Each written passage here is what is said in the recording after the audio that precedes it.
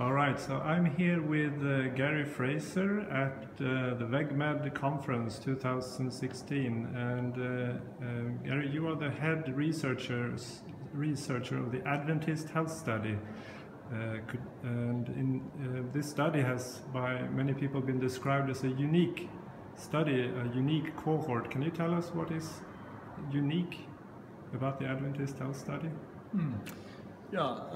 So the kind of obvious thing is that all of these people are Seventh-day Adventists, which is a American Protestant religion, and that tells its people to value looking after one's body and healthful living, and recommends that there's a vegetarian diet, but it does not require it.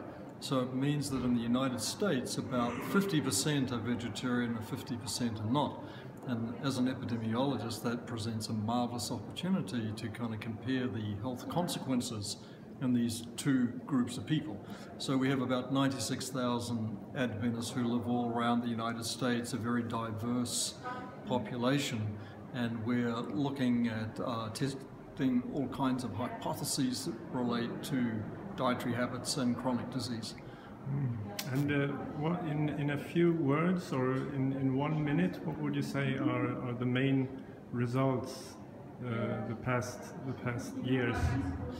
Well, there's been a couple of different studies, and so just over the last two studies, I guess one of the most exciting results is that we find that the Adventists as a group are actually living a lot longer than other Americans, on average about 7.5 years for the men and about 4.5 years for the woman. This is highly statistically significant, many thousands of deaths. And we think we understand part of that, and we think that the vegetarian part of that probably is about half of the advantage.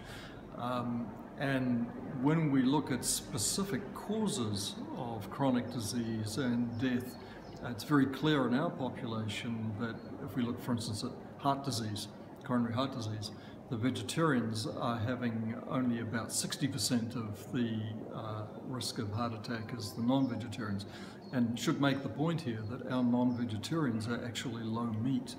They're only about 2 ounces of all of the meats, including fish, in a day. So it's a really tough test, actually, that we're putting on these statistics, and yet we still see a difference.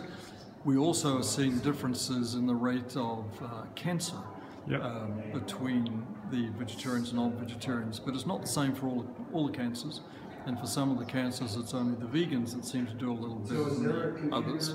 And one of the cancers is the pesco vegetarians that eat a little fish. They're doing a little better than the non-vegetarians. So there's still a lot to be worked out here. It does seem... I don't have my computer. Okay, perfect. I guess.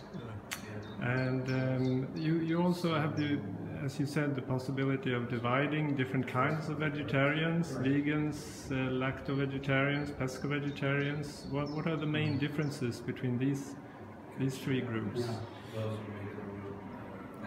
You see, at the moment, we don't have enough cases generally to make a comparison between the vegetarian groups.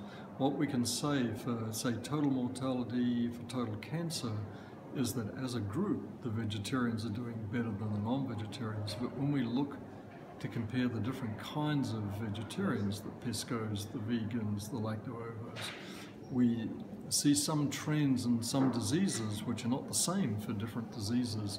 But so far, none of those are statistically significantly different amongst the vegetarian groups.